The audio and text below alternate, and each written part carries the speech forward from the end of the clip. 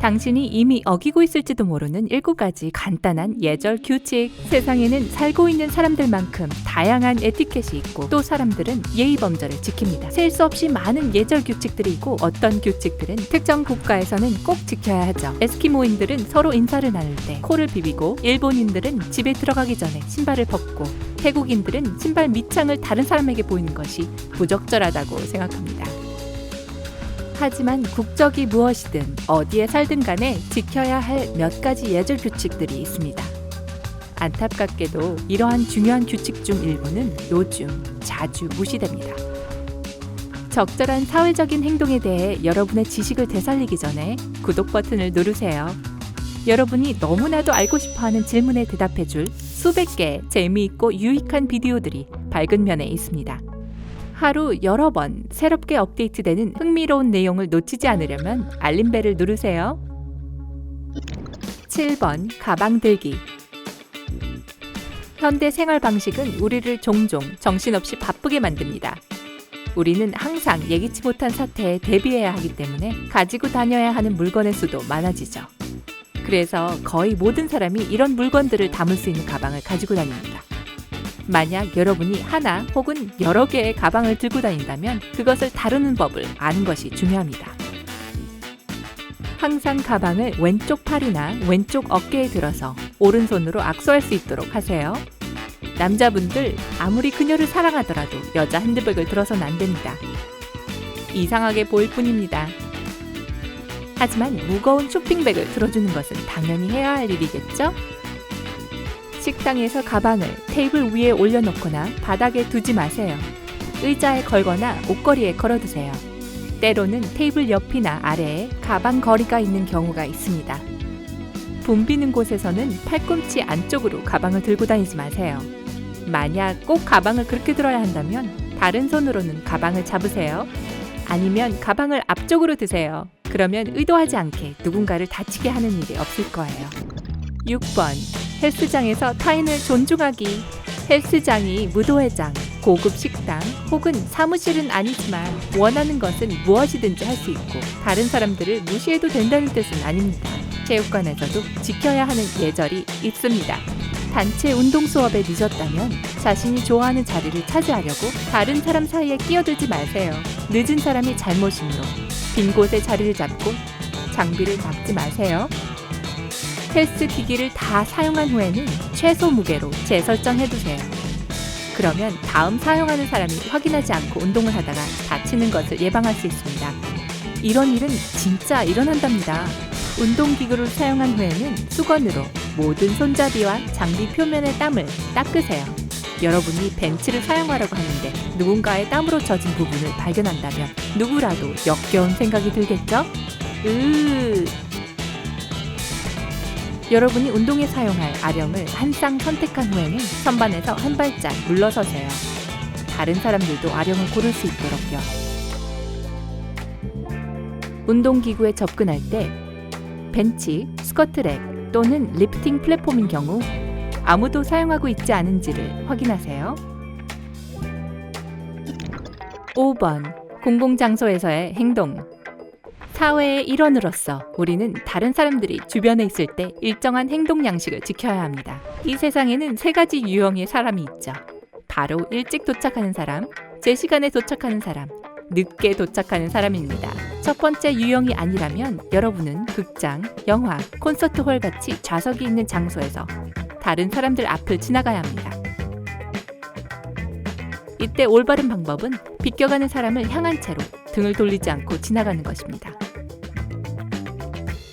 당신이 첫 번째 타입이라면 자리를 찾아가는 사람을 위해 비켜줘야 합니다. 이런 상황에서는 가만히 앉아있지 마세요. 사람들이 당신의 다리를 넘어가는 것은 불편합니다. 사람들이 쉽게 지나갈 수 있도록 자리에서 일어나세요.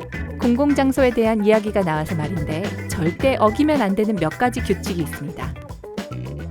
전화 통화를 하지 마십시오. 여러분 앞에서 일어나고 있는 일에 대해 논평하지 마세요. 옆에 있는 사람과 수다 떨기를 당장 멈추세요. 영화관, 극장 또는 콘서트에서는 부적절한 행동입니다. 사람들은 이 행사를 즐기려고 단 한 가지 목적을 위해 그곳에 옵니다.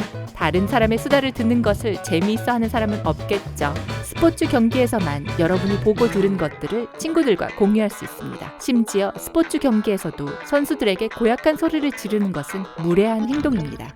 4번, 초대 대응하기. 초대장에는 두 가지 종류가 있습니다. 사절의 경우에만 통지 요망과 참석 여부 통지 요망입니다. 앞으로 다른 행사에 초대받고 싶다면 두 가지 모두 답변을 요구합니다. 초대장에 regrets only, 사절장 희망라고 표시되어 있는 경우, 참석하지 않을 것이 확실한 경우에만 응답해야 합니다. 그렇지 않으면 초대한 사람은 여러분이 올 거라고 생각합니다. 응답해 주십시오를 뜻하는 프랑스어의 약자인 RSVP, 참석 여부 통지 요망은 행사 참석 여부를 편지나 전화로 초대한 사람에게 알려야 한다는 의미입니다.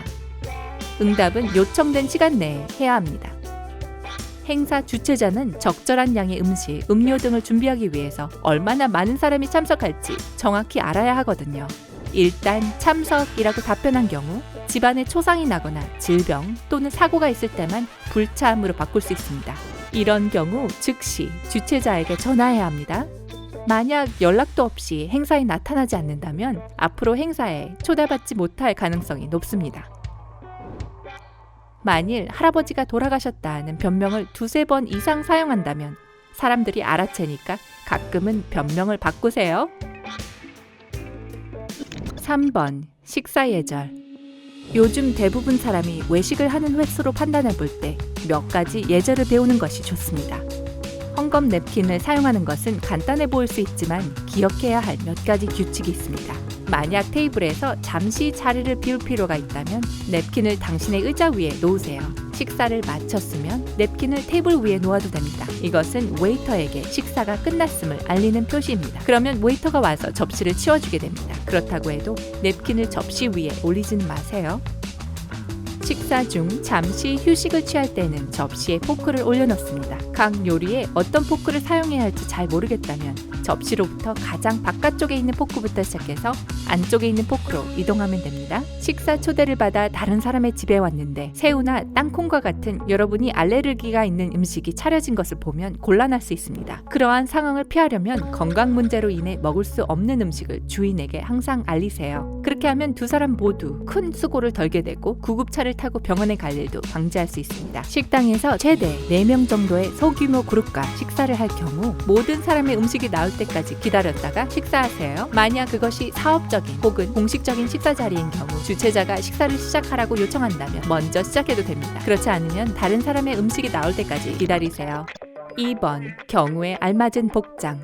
요즘 옷을 차려입는 것은 엄청나게 까다로울 수 있어요. 선택의 폭이 너무 넓은데 무엇이 옳고 옳지 않은지에 대한 확실한 정보는 거의 없기 때문입니다. 다음에 유용한 팁을 확인해 보세요. 평상복 옷차림, 티셔츠와 청바지에서 반바지, 블라우스에 이르기까지 모든 것이 가능합니다. 행사가 실내인지 야외인지를 미리 알아보는 것이 좋습니다. 또한 다른 사람들에게 무엇을 입을 것인지 물어도 좋습니다. 금요 평상복은 보통 회사에서 금요일에 실시합니다. 그렇죠? 하지만 여기서 말하는 평상복의 의미는 앞서 말한 평상복과는 크게 다릅니다. 대부분 회사에서 금요 평상복은 바지나 치마 대신 청바지를 입고 넥타이를 매지 않는 정도를 의미합니다. 일상 근무복, 깔끔한 것이 정답입니다. 너무 꽉 끼거나 너무 헐렁한 옷은 피하세요. 그냥 세련되게 입으세요. 공식적인 비즈니스 복장, 항상 화려해 보이길 원하고 승진을 목표로 하는 전문인에게 적합합니다. 남성에게는 정장과 어두운 색상의 신발, 여성에게는 정장 구두, 치마, 블레이저 재킷을 의미합니다. 1번, 다른 사람 배려하기. 사람들이 마음속으로 당신에게 감사를 표하게 만들기 위해서 따라해야 할 두 가지 간단한 규칙이 있습니다. 커피숍에서 줄을 서 있을 때는 전화 통화를 하지 마세요. 특히 바리스타가 이미 당신에게 질문하기 시작했다면 더욱더 그렇습니다. 다른 사람이 당신의 대화를 들으며 기다리게 하는 것은 실례입니다. 아무 곳이나 반려동물을 보통은 반려견일 거예요. 데리고 다니지 마세요. 우선 애완동물 가게라고 할지라도 동물들은 쇼핑을 좋아하지 않습니다. 게다가 다른 사람들은 여러분의 크고 부산스러운 개를 좋아하지 않을 거예요. 작고 지저대는 개도 마찬가지입니다. 다른 사람 집에 초대를 받았을 때도 해당되는 얘기겠죠? 개를 데려가도 되는지 항상 물어보세요. 예절에 어긋나는 사람들의 어떤 습관이 가장 신경에 거슬리나요? 예의 바른 사람이 되는 방법에 대한 다른 조언이 있나요? 아래 댓글에서 말해주세요. 잊지 말고 좋아요 버튼을 눌러서 밝은 면에서 우리와 함께 하세요. 우리 함께 세상을 더 나은 곳으로 만듭시다.